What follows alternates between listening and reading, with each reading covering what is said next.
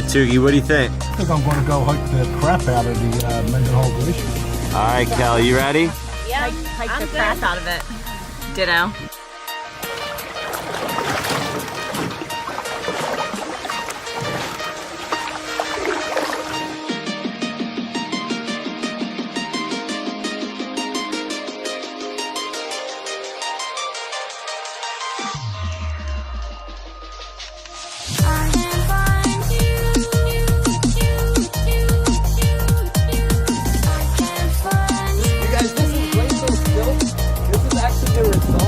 Of the grinding effect that the glacier has as it makes its way down the mountainside.